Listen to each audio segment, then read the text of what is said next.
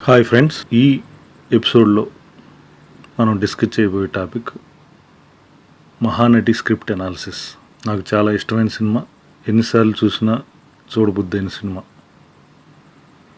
ఎవడే సుబ్రహ్మణ్యం అనే philosophy cinema తీసిన నాగశ్విన్ గారు రెండో సినిమా మహానటి అనే కథా వస్తువును ఎంచుకోవడం ఎంత సాహసం.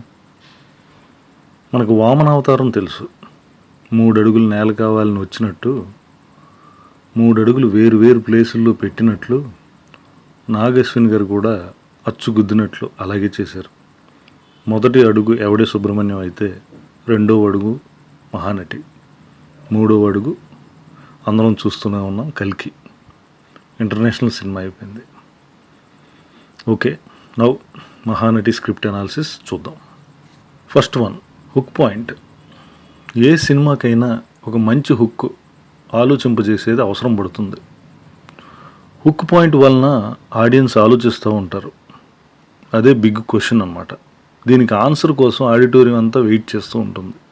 ఎవరు, ఎందుకు, ఎలా అనే ప్రశ్నలు, దాని సమాధానాలు తెలిసే వరకు ఆడియన్స్ బుర్ర ఆలోచిస్తూనే ఉంటుంది.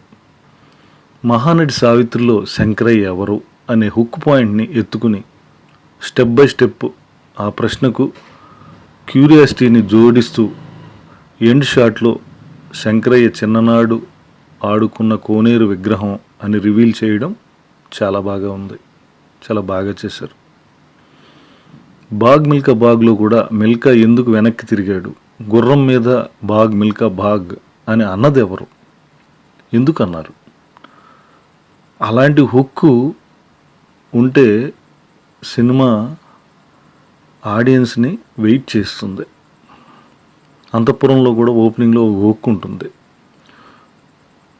సౌందర్య దెబ్బలతో ఉంటుంది, కర్ర పట్టుకుని అలా ఒగురుస్తూ ఉంటుంది. ఒకటే షార్ట్ వేసి కట్ చేశారు. ఏంటి, ఏమై ఉంటుంది అనే ప్రశ్న బాగా క్రియేట్ చేశారు. శంకరయ్య ఎవరు అనేది కూడా ఇందులో మహానటిలో బాగా క్రియేట్ చేశారు. Next, 0 to top position story telling. Savitri గారి గురించి ఈ తరానికి ఏం తెలియదు. ఆ విషయం వీళ్ళు చాలా జాగ్రత్తగా స్క్రిప్ట్లో పొందుపరిచారు. ఏముందిలే అంటూ సావిత్రి గారి పాత్రను 0 లెవెల్లో ఉంచి మెల్లగా స్టోరీ నడుస్తూ ఉంటే, మనం సమంత పాత్రతో ఆడియన్స్ ట్రావెల్ అవుతూ టాప్ పొజిషన్లో ఉన్న సావిత్రి గారి పాత్రను మనకి ఆవిష్కరింపజేశారు. అంటే ఆ సావిత్రి గారి గురించి తెలుసుకోవడానికి ఏమీ లేదు అని 0 నుండి మొదలుపెట్టి top and peak position graph design చేశారు. ఇదే ఆడియన్స్కి అందరికీ బాగా పట్టింది. సమంత పాత్ర ఎవరో కాదు, ఆడియన్ సమంత పాత్ర ద్వారా సావిత్రి గారిని బాగా అర్థం చేసుకుంటూ ఉంటాడు. సమంత పాత్ర ద్వారా సావిత్రి గారి పాత్ర ఇబ్బంది పడినప్పుడల్లా సమంత పాత్ర కూడా బాధపడుతుంది.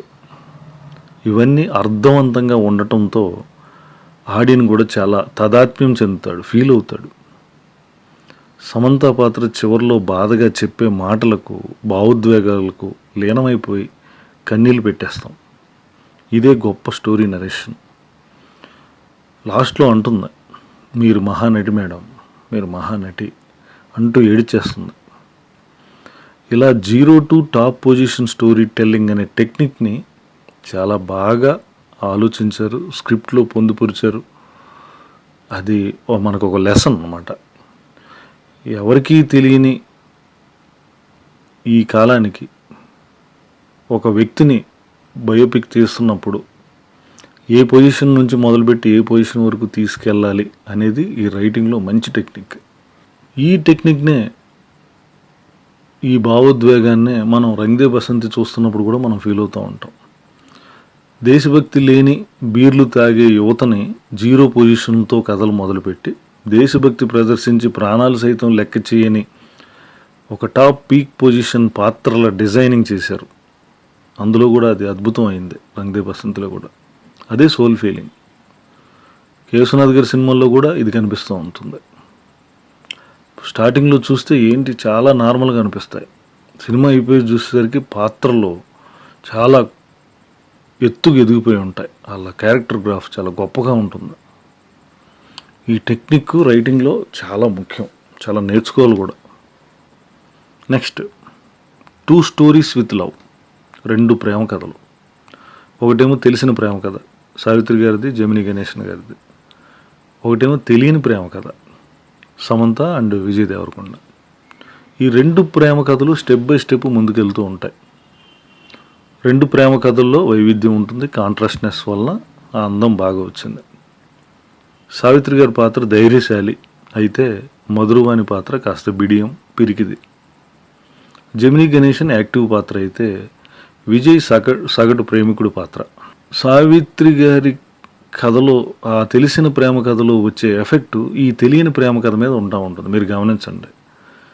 సావిత్రి గారు, జమినీ గణేషన్ గారి యొక్క సీన్లు పడ్డప్పుడు వీళ్ళు మారుతూ ఉంటారు. విజయ్ దేవరకొండ కూడా ధైర్యం చేస్తూ ఉంటాడు.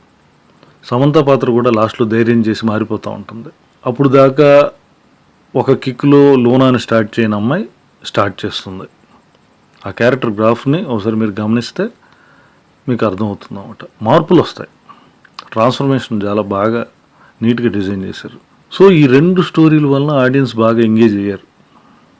కేవలం సావిత్రి గారికి అదే చెబితే అంతగా పట్టు ఉండదేమో అని అనిపిస్తూ ఉంటుంది, కానీ అలా అనిపిస్తుంది.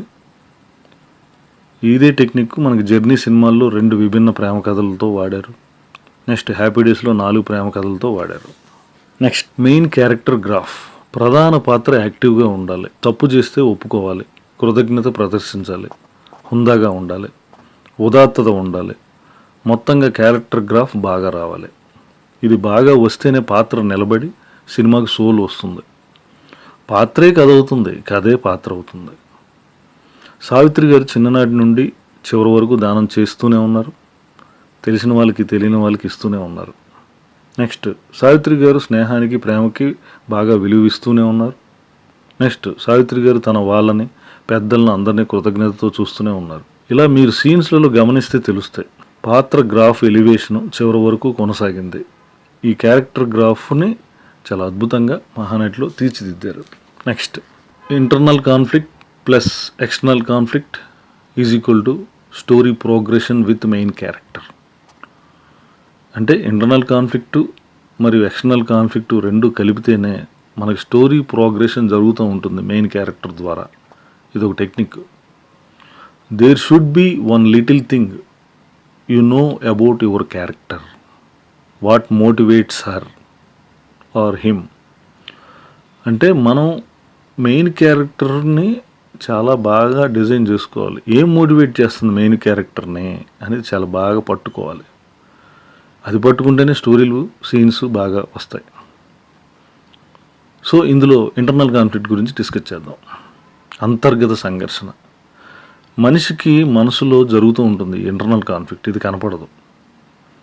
ఇది చిన్ననాటితనంలో ఏర్పడిన బాధ కావచ్చు, లోటు కావచ్చు, నిరాశ కావచ్చు, భయం కావచ్చు, ఇలా ఏదైనా కావచ్చు. అది మనల్ని జీవితాంతం వెంటాడుతూ ఉంటుంది. మహానటిలో సావిత్రి గారి పాత్రలో చిన్ననాడు ఏర్పడిన లోటు తండ్రి లేకపోవడం. అందుకని ఆ పాత్రని నాన్నకి పెద్ద మీసాలు ఉంటాయా అంటూ అమ్మను అడుగుతూ ఉంటుంది. తండ్రి లేని తనం వల్ల చాలా ఆశలు లోపల ఉండిపోతాయి. ఆ తండ్రి ప్రేమ దక్కలేదు కాబట్టి జమినీ గణేషన్ దుల్కర్కి ఉప్పు మూట ఎక్కించే సీన్లో అడుగుతుంది, ఉప్పు మూట ఎక్కించుకుంటాడు. ఆ తండ్రి ప్రేమని అందులో దుల్కర్లో చూసింది కాబట్టి అదే ప్రేమకు తొలిమెట్టుగా మారుతుంది. సో ఈ ఇంటర్నల్ కాన్ఫ్లిక్టు, ఆ తండ్రి లేని లోటు తీరదు. శంకరయ్యలో తండ్రిని చూసుకుంటుంది, లెటర్లు రాస్తుంది, తండ్రి ఫోటో దొరుకుతుందంటే పరిగెత్తుకుని వెళ్తుంది. ఇదంతా మంచి డ్రామా సీన్స్తో రావడానికి సావిత్రి గారి పాత్రను, అంతర్గతంగా ఉన్న లోటును అర్థమయ్యేలా చేశారు. చాలా గొప్పగా రాశారు. ఇంటర్నల్ కాన్ఫ్లిక్ట్ సీన్స్ అన్నీ అద్భుతం. ఇది పర్సనల్ డ్రామా కిందకు వస్తుంది. నెక్స్ట్ ఎక్స్టర్నల్ కాన్ఫ్లిక్ట్ అంటే బాహ్య సంఘర్షణ. మనిషి ఏదో ఒక విషయంలో మనుషులతో కానీ పరిస్థితుల్లో కానీ ఘర్షణకు దిగుతాడు, అంటే గొడవకు దిగుతాడు. ఇది రావడానికి మనిషికి ఒక లక్షణం ఉంటుంది. ఆ లక్షణమే ఈ సంఘర్షణకి దారి తీస్తుందన్నమాట. మహానటిగా సావిత్రి గారి పాత్రలో పౌరుషం అనే ఈ లక్షణం వల్లనే చిన్ననాడు భరతనాట్యంని దూరం నుండి నేర్చుకుంటారు. ఈ పౌరుషంతోనే నటిగా నిలబడాలని ప్రయత్నిస్తూ ఉంటారు. ఈ పౌరుషంతోనే తమిళం నేర్చుకుంది, ఈ పౌరుషంతోనే ఎదిగింది, ఈ పౌరుషంతోనే డైరెక్షన్ చేసింది, ఈ పౌరుషంతోనే భర్తకు దూరమైంది, ఈ పౌరుషంతోనే మందుకు బానిసైంది. ఇదంతా కేవలం ఆ క్యారెక్టర్ ట్రైట్, ఆ చిన్న పౌరుషం వల్ల బాహ్య సంఘర్షణ ఏర్పాటు చేశారు. సో ఇది professional drama. So personal drama వచ్చింది, ప్రొఫెషనల్ డ్రామా వచ్చింది. ఈ personal and drama and professional drama కలిస్తే మహానటి. మీరు గమనిస్తే internal conflict plus external conflict అనేది ఎప్పుడూ కానీ పర్సనల్ డ్రామాకి ప్రొఫెషనల్ డ్రామాకి చాలా అర్థవంతమైన సీన్స్ రావడానికి మనకి అవసరం పడతాయి. ఈ రెండు విషయాలు మీకు డర్టీ పిక్చర్ సిల్క్ స్మిత పాత్రలో కనపడతాయి. నెక్స్ట్ బాగ్లో మిల్కా సింగ్ పాత్రలో కూడా మనకి మనం చూస్తాం internal conflict and external conflict. అందువల్లే డర్టీ పిక్చర్ అంత బాగా ఆడింది. నెక్స్ట్ మిల్కా బాగ్ కూడా అంత బాగా ఆడింది. Next reasons and logics. Mahanati Savitri గారి జీవితంలో 2 పెద్ద ప్రశ్నలు ప్రపంచానికి సమాధానం దొరకకుండా రహస్యంలో ఉన్నాయి. అవి ఏంటి 2 ప్రశ్నలు? సావిత్రి గారికి ఆల్రెడీ పెళ్ళైన జమినీ గణేషన్ని ఎందుకు పెళ్లి చేసుకుంటారు, ఎందుకు పెళ్లి చేసుకుని వచ్చింది? నెక్స్ట్ సావిత్రి గారికి మందుకు ఎలాగ బానిసయ్యారు, అంత మహానటి ఎందుకు మందుకు బానిసయ్యారు? ఈ 2 ప్రశ్నలు మనకి చాలామందికి సావిత్రి గారి జీవితం తెలిసిన ఆ తరం వాళ్ళకి చాలా సమాధానం లేని ప్రశ్నలు ఇవి. ఈ 2 ప్రశ్నలకు సమాధానం ఇచ్చారు ఈ సినిమాలో. ఎలాగిచ్చారు చూడండి. దేవదాస్ బుక్ చదివి సావిత్రి గారు కదిలిపోతుంది. అంటే దేవదాసుకు పెళ్ళైతే పార్వతి ఎందుకు దూరం కావాలి అని సావిత్రి గారు భావిస్తారు ఆ పాత్రలో. ఇదే తన జీవితంలో పెళ్లి విషయంలో తలెత్తినప్పుడు ఈ పెళ్లి నిర్ణయం తీసుకుంటుంది. ఇది చాలా బాగా రాసుకున్నారు సీన్. ఇది ఎక్సలెంట్ సీన్. నెక్స్ట్ మందు అలవాటును ప్రేమరాహిత్యం ద్వారా శివాజీ గణేశన్ ద్వారా వచ్చిందని చెప్పడం కూడా చాలా అద్భుతంగా సింపుల్గా తీర్చిదిద్దారు. సింపుల్గా ఉంటుంది చూడండి. మందు అలవాటు ఎంత లీడ్ సీన్, మందు అలవాటు సీను, ఆ సిచ్యువేషన్ లీడ్ చాలా బాగా రాసుకున్నారు. సో ఈ 2 ప్రశ్నలకి రీజన్స్ అండ్ లాజిక్స్ని సరిగ్గా చెప్పారు కాబట్టి మనం కూడా ఆడియన్స్ కూడా బాగా ఆస్వాదించాం. Next character traits and characterization. Savitri గారి బయోపిక్లో పర్ఫెక్ట్గా డిజైన్ చేసింది క్యారెక్టర్ ట్రైట్స్, క్యారెక్టర్ లక్షణాలు. సావిత్రి గారికి దానగుణం చిన్నప్పుడే ఉంది. చాలా దూరం నడిచి వెళ్ళి కొబ్బరి లౌజులు కొందామని అనుకుని చివరకు ఆకలికి అల్లాడే ముసలివాడికి డబ్బు ఇచ్చేస్తుంది. ఆ సీన్ వేశారు. అంటే ఆ దానగుణం చిన్నప్పుడే మొదలైంది. అది చివరి వరకు కొనసాగుతుంది. లాస్ట్ సీన్లో కారులో వెళ్తున్నప్పుడు ఆ కారు డ్రైవరు ఏదో అన్నాడని చెప్పేసి వాళ్ళ కూతురు కోసం అని చెప్పేసి చీరను తాకట్టు పెట్టి మరీ డబ్బులు ఇచ్చేస్తారు. అది చివరి వరకు వాడారు. నెక్స్ట్ సావిత్రి గారికి పౌరుషం పట్టుదల ఎక్కువ. సో భరతనాట్యాన్ని దొంగతనంగా నేర్చుకుని ప్రదర్శన ఇచ్చేస్తుంది, కృతజ్ఞతగా ఉంటుంది. ఈ పౌరుషం పట్టుదలతోనే నటిగా నిరూపించుకుంటూ ఉంటుంది. నెక్స్ట్ సావిత్రి గారికి ఫ్రెండ్షిప్ చేసిన వాళ్ళకి విలువిస్తారు, వాళ్ళతో అల్లరి చేస్తుంది, చిలుపుగా ఉంటుంది, అందరినీ నమ్మిస్తుంది, పోటాపోటీ పడుతుంది. ఇలా క్యారెక్టర్ ట్రీట్స్ని సీన్స్ ద్వారా ఎస్టాబ్లిష్ చేశారు. మనకు సైకాలజీ ఉంది. శైశవ దశలో అంటే చిన్నతనంలో ఏర్పడిన లక్షణాలే ప్రతి మనిషికి చివరి వరకు ఉంటాయి. అలాగే సావిత్రి గారికి ఉన్న ఈ లక్షణాలే తనని ఎదిగేలా చేసాయి, అవే లక్షణాలు పడిపోయేలాగే చేసాయి. ఈ లక్షణాలన్నీ కలిపితేనే క్యారెక్టరైజేషన్ అంటారు. సో క్యారెక్టరైజేషన్కి సరిగ్గా చెప్పడంతో కథ చివరి వరకు ఏమాత్రం జర్కు, డౌట్స్, సైకలాజికల్గా కూడా జర్కులేని రాకుండా వచ్చింది. ఇదే నేను ఎన్టీఆర్ గారి బయోపిక్ అయిన కథానాయకుల్లో కూడా ఎక్స్పెక్ట్ చేశాను. క్యారెక్టర్ ట్రైట్ ఎన్టీఆర్ గారికి ఆత్మగౌరవం అనేది పెట్టి ఆత్మగౌరవం బేస్ మీద సీన్స్ వెళితే బాగుండేది. ఎన్టీఆర్ గారు ఆత్మగౌరవం వల్లనే ఇండస్ట్రీలో బాగా రాణించారు, పౌరాణికాలు చేస్తూ వెళ్ళారు. ఇండస్ట్రీ మారిపోయింది, కొత్త హీరోలు వచ్చినా కానీ ఆయన మళ్ళా పుంజుకుని సోషల్ ఇమేజ్ పిక్చర్స్ వేటగాడి నుంచి మొదలుపెట్టి మేజర్ చంద్రకాంత్ వరకు మళ్ళీ హిట్స్ ఇస్తూ కొనసాగారు. అదే ఎన్టీఆర్ గారు ఆత్మగౌరవం వల్లనే పార్టీ పెట్టారు, గెలిచారు, ఇప్పటికీ మన హృదయాల్లో ఉన్నారు. ఈ క్యారెక్టర్ ట్రైట్ వాడితే ఆ సినిమా బ్రహ్మాండంగా ఉండేది.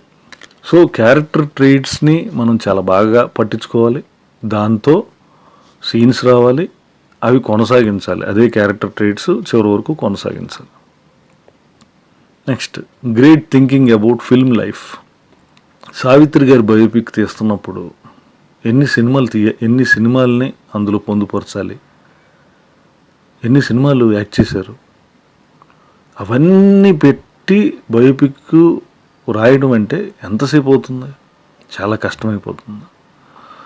సో సావిత్రి గారు మహానటి అని అందరికీ తెలుసు. దీని మీద సీన్స్ ఎక్కువ రాకుండా మాయా బజార్ సీన్ ఒక్కటే వేసి ఎస్టాబ్లిష్ చేసి పడేశారు. పదే పదే మనకి సావిత్రి గారు మహానటి అని చెప్పడం మనకి చేయలేదు. చాలా అర్థవంతంగా, చాలా బాగా ఒక్కటే ఒక సీన్లో చెప్పేశారు. మిగతా అన్ని చాలా మాంటేజ్లో అలా తీసుకెళ్ళిపోయారు. సావిత్రి గారి లైఫ్లో డ్రామాని బాగా ఎలివేట్ చేశారు, తన క్యారెక్టర్ని బాగా ఎలివేట్ చేశారు. ఈ డెసిషన్, ఇది గ్రేట్ థింకింగ్ అనమాట. ఆ ఫిల్మ్ లైఫ్లో, ఆ ఫిల్మోగ్రఫీలో ఏది చెప్పాలి, ఏ డ్రామా చెప్పాలి, ఎంతవరకు చెప్పాలన్న ఈ డెసిషను సినిమాని చాలా గ్రేట్గా చేసింది. Next, theory of illumination. Already ఇది వీడియోలో డిస్కస్ చేసాం. మనకి థియరీ ఆఫ్ ఇల్యూమినేషన్ అని ఒకటి ఉంటుంది, సిడ్ఫీల్డ్ బుక్లో చెప్తాడు. ఏంటి ఈ థియరీ ఆఫ్ ఇల్యూమినేషన్ ప్రకారం మెయిన్ క్యారెక్టర్ సెంటర్లో ఉంటాయి, చుట్టూరు సర్కిల్ అనుకుంటే ఆ సర్కిల్ మీద ఒక్కో క్యారెక్టర్, ఒక్కో ఇన్సిడెంట్ ఉంటే ఆ క్యారెక్టర్లు కానీ ఇన్సిడెంట్లు కానీ టార్చ్ లైట్ పట్టుకుని వేస్తే ఆ టార్చ్ లైట్, అన్ని టార్చ్ లైట్లు మెయిన్ క్యారెక్టర్ మధ్యలో, సర్కిల్ సెంటర్ మధ్యలో ఉన్న మెయిన్ క్యారెక్టర్ మీద పడి మెయిన్ క్యారెక్టర్ హైలైట్ అవ్వటం. ఇదే థియరీ ఆఫ్ ఇల్యూమినేషన్. ఆ మెయిన్ క్యారెక్టర్ని హైలైట్ చేయడం కోసమే మీరు ఏ ఇన్సిడెంట్లు క్రియేట్ చేసినా, ఏ క్యారెక్టర్లు క్రియేట్ చేసినా అనే థియరీ అన్నమాట అది. సో హెన్రీ జేమ్స్ ఏమన్నాడంటే, కల్పించి రాసే కథల్లో సంఘటనల ద్వారా, అందులోని పాత్రల ద్వారా మాత్రమే మెయిన్ క్యారెక్టర్ అయిన హీరో, హీరోయిన్ని హైలైట్ అయ్యేలా చేయగలమని చెప్పారు. సింపుల్గా చెప్పాలంటే సినిమా స్టార్టింగ్ నుండి ఒక్కొక్క లైటు, ఒక్కో క్యారెక్టర్, ఒక్కో ఇన్సిడెంట్ ద్వారా మెయిన్ క్యారెక్టర్ మీద వేస్తూ వెళ్తుంది. సినిమా అయ్యేసరికి మెయిన్ క్యారెక్టర్ మీద లైటింగ్ పెరిగిపోయి వెలిగిపోతుంది. మహానటి కథలో ఇదే చేశారు నాగేశ్వన్ గారు. Biopic writing key elements. మనం బయోపిక్ రాస్తున్నప్పుడు కీ ఎలిమెంట్స్ ఏమిటి? First one, creating internal conflict. ఇది కంపల్సరీగా చేయాలి. మీకు డర్టీ పిక్చర్ కానీ, బాగ్ మిల్కా బాగ్ కానీ, మహానటి కానీ, ఇవన్నీ సినిమాలు అంత బాగా హిట్ అవ్వడానికి కారణం ఏంటంటే ఇంటర్నల్ కాన్ఫ్లిక్ట్ని బాగా క్రియేట్ చేశారు. Next, character traits. చిన్నతనంలో అల్లిన లక్షణాలు చివరి వరకు మెయింటైన్ చేయాలి. ఆ క్యారెక్టర్ ట్రైట్స్ అనేవి చాలా ముఖ్యం. Next, create and give the value to the supporting characters. మనం ఈ మెయిన్ క్యారెక్టర్ని ఒకళ్ళనే పట్టించుకోకూడదు. మెయిన్ క్యారెక్టర్ చుట్టూ సపోర్టింగ్ క్యారెక్టర్స్ అవసరం అవుతాయి బయోపిక్లో. మనకి ఈ మహానటి బయోపిక్లో రాయన్ ప్రసాద్ గారి క్యారెక్టరు, బాబాయ్ క్యారెక్టరు చాలా బాగా గొప్పగా తీర్చిదిద్దారు. అలాగే చిన్న చిన్న సపోర్టింగ్ క్యారెక్టర్లు కూడా బాగా తీర్చిదిద్దారు. Next, more than Wikipedia page. వికీపీడియాను ఓపెన్ చేయడం వల్ల తెలుసుకున్నది కాకూడదు సినిమా అంటే. అది ఇన్ఫర్మేషన్ మాత్రం వికీపీడియాలో ఉండేది. దానికి మించింది ఏదో ఉండాలి మన బయోపిక్లో, రైటింగ్లో. Next, ups and downs in the journey. వాళ్ళ జర్నీలో అప్స్ అండ్ డౌన్స్ అంటూ అన్నీ ఉండాలి.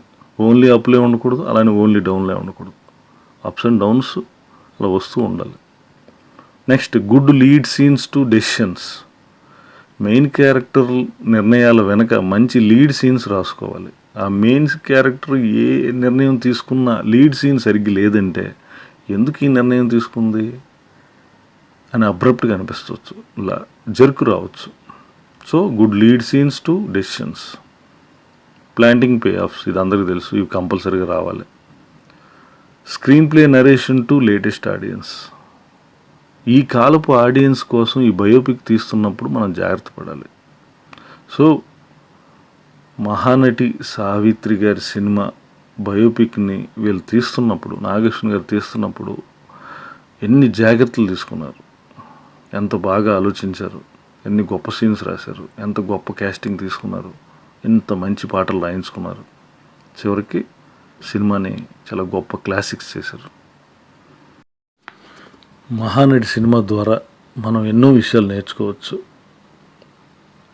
కాస్ట్యూమ్స్ ఎలా ఉండాలి, యాక్టర్స్ని ఎలాగా క్యాస్టింగ్ చేసుకోవాలి, ఏ క్యారెక్టర్లకి ఏ క్యాస్టింగ్ అవసరం, వాళ్ళని ఎలాగ యాక్టింగ్ చేయించుకోవాలి, సీన్స్ డిజైనింగ్ ఎలా ఉంటుంది, కెమెరామెన్ స్టార్టింగ్లో కలర్ ప్యాలెట్స్ స్టార్టింగ్లో మహానటి గారి చిన్నతనంలో ఒకలాగా వాడితే, యవ్వనంలో యూత్లో ఉన్నప్పుడు ఒకలాగా వాడితే, ఎదుగుదల అప్పుడు ఒకలాగా వాడితే, గోల్డ్ కలర్ అంటే వెలిగిపోతున్నారు స్క్రీన్ మీద, ఆ గోల్డెన్ లైటింగ్ వాడితే, చివరిలో తను క్యారెక్టర్ పడిపోతూ ఉంది, తన జీవితం అంతమవుతున్నా ఉన్నప్పుడు ఒకలాంటి కలరు, అలాగే రకరకాల కలర్స్ అన్నీ వాడారు.